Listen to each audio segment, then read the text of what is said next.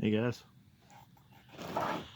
I've been requested to do a sharpening video, and by no means am I a pro at this.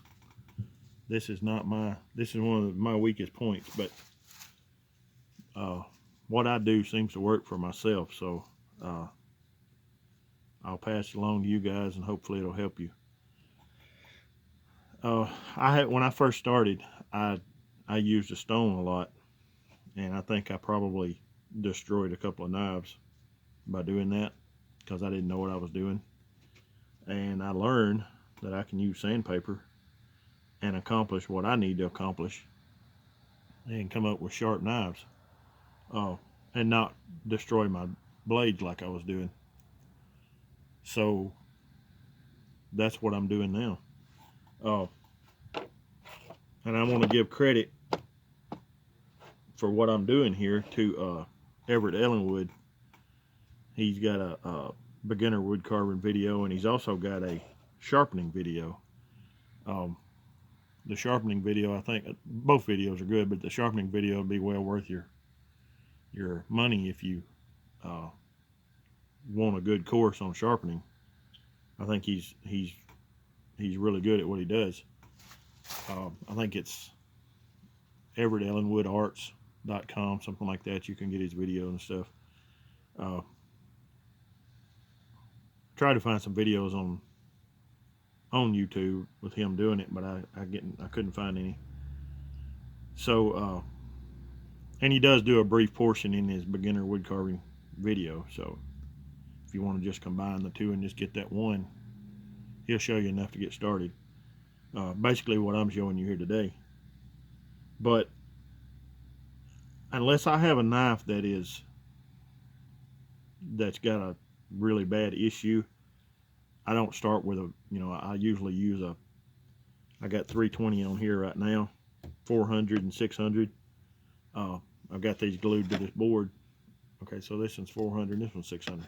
Anyway, this is 320. I might go to a 220 if I've got one that's got a little nick on it or something, or I just feel like it just needs to be cleaned up a little bit. And I'll just basically show you how I do it. I don't really have any knives that really need to be sharpened, but I have one that I haven't been using a lot. And what I'm going to tell you guys, I don't know, you can get this is like anything else, you can get 1,000 different answers, but this is what works for me. And I don't know if you guys can see this line I've got drawn on here. There's a bevel right there. And I'm going to tell you right now, I don't know all the knife making terms and the knife sharpening terms. I just know what a bevel is. And there's a bevel right there. And I can show you better on this. This is a Mora 106. If you can see this bevel right here. Now this is what I'm going to tell you in a minute. You're going to say, well, that's got a big bevel on it. Oh yeah, but if you look at the cutting edge from this bevel out to the cutting edge, that's a pretty good size. Look here, I mean, it's about the same as this knife here. So you have plenty of knife there for cutting through the wood, and there's nothing from that bevel to the end of that blade. There's nothing. I mean, it's just a straight razor sharp blade. I love my Mora 106. Good roughing knife, good spoon carving knife. I'm not advertising for any of these folks. I'm just telling you they're good and they're not expensive. There's a bevel right here, and there is quite a bit of distance between it and your cutting edge. I've already taken this one off a little bit, but what I'm getting at is if you have a knife where that bevel is closer to your cutting edge,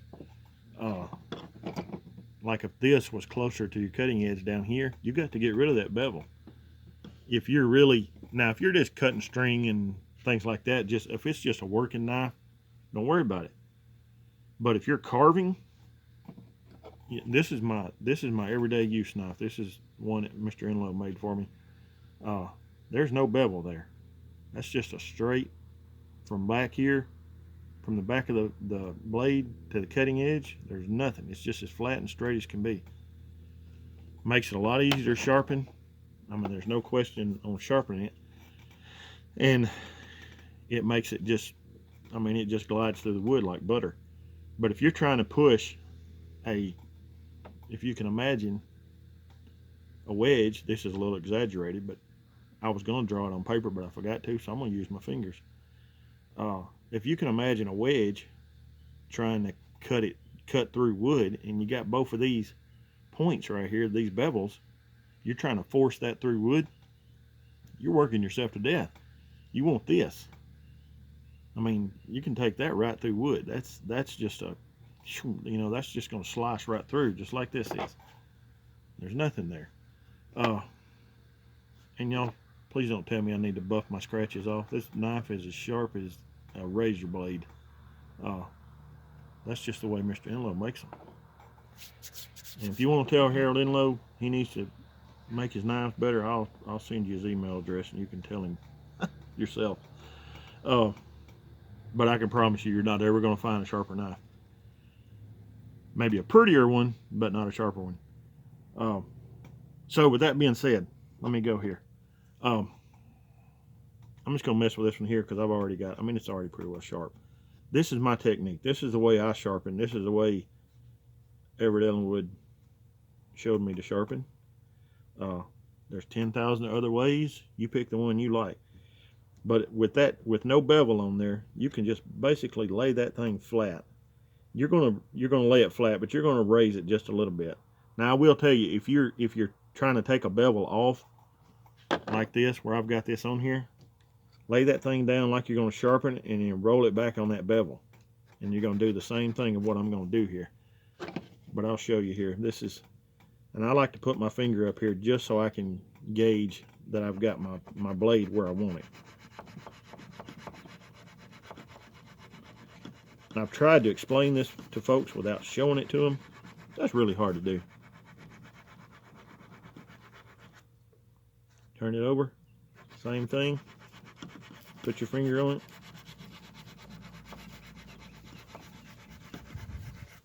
Now, like I said, it depends on what grit you're using. If you got a nick, I mean, you can go 220, 150 if you want to.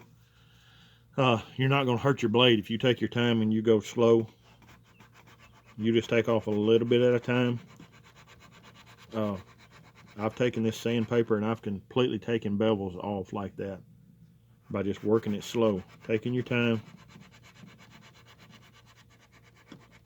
One evening, if you're not doing anything, get all your knives out and just sit down and sharpen them.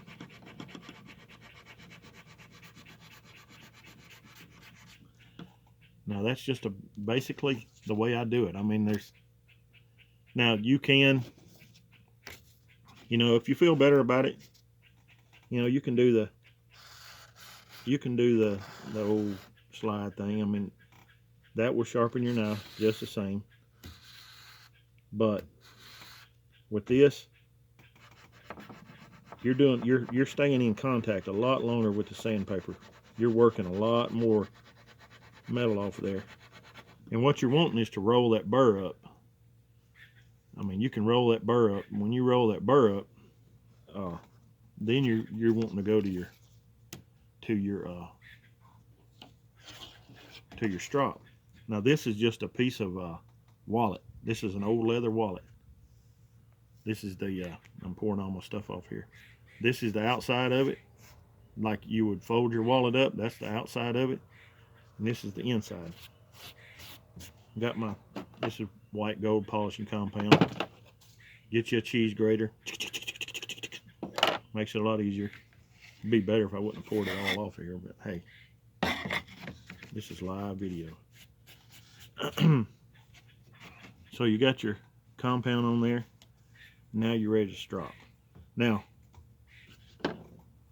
this is the rough side of the leather. I like to do it first. It's kind of like changing your grits on your sandpaper. I like to do it first, then I'll flip it over and do the smooth side to get a good finish. But with this little cheese grater, multi-purpose tool, when your rough side, when it just gets compacted with polishing compound, just take that dude and turn it over and just Just grind that stuff right off of there. And you're ready to start over. Now, if you'll pay attention to this, this is white right now. If you'll pay attention to what it looks like when I'm done, you'll see that it's working. It's doing its thing. This is how I strop. I lay my kind of like the way I do when I'm sharpening. Lay my blade on there, put my finger in there so I can get a feel for it. Strop it and stop. Don't come down here and do one of these whoop, because when you do that, when you come off like that, you're going to roll that blade. You might not think so, but you can do a lot with a strop. So come down, stop. Come down, stop.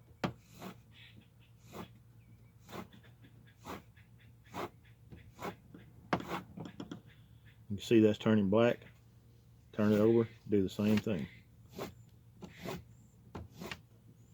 Like I said before, there's people that's going to say this, you know, there's 1,000 different ways to do this. This is my way of doing it, and it works for me. So this is the way I do it. And folks that's never sharp, I kind of had to teach myself, and a few other people helped me along. Learn the hard way on some things. But can you see how that's turning black now? That means that dude is working.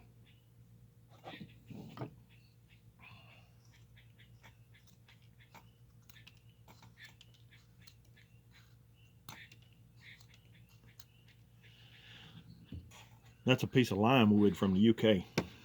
Friend from the UK sent me some wood the other day. Some boxwood and some lime wood. And he wanted me to tell him the difference in what the lime wood and basswood is. I can't really tell a difference other than lime is seems a little bit denser. It's pretty good to carve. He also sent me, I told him I would show this. This is Harold. Meet Harold. Can you see Harold? Harold came from all the way from the UK. Mr. Pete Hayton. And he did a really good job. Pete started following my videos, and he wanted to carve one of my wee folk walking sticks. And I have led him through it, and he has asked a ton of questions, which is the right thing to do. And he's carved one or two of my wee folk walking sticks and done a really good job. But Pete, I told you I'd put Harold on there, so there he is. The lime wood, like I said, it's a little denser.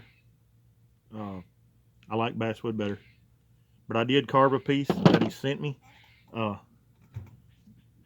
This is, I'm not sure what I'd call him, but there he is to go along with Harold. But anyway, that was what got us started on the sharpening. Pete said I must really have sharp knives. So I guess I do. But that's the way I do it, and it's that simple. I mean, I've had this knife that Mr. Harold made me for 2 years or more. Actually, no, 2016. No, I've had it for 3, almost 4 years. I've never put it on a stone, and I would not put this on a stone, because I will ruin it, basically. Now, I guess there's guys out there that can probably make things razor sharp, that it's scary sharp.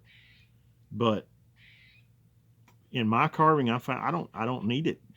You know, if it's 10 times sharper than what I'm doing, I don't guess I need it 10 times sharper than what I'm doing, because what I'm doing is working. So, but I mean, you know, you can make anything hard. You don't have to make it so hard. So, that's basically it. I mean, I'll show you this. Mr. Enlow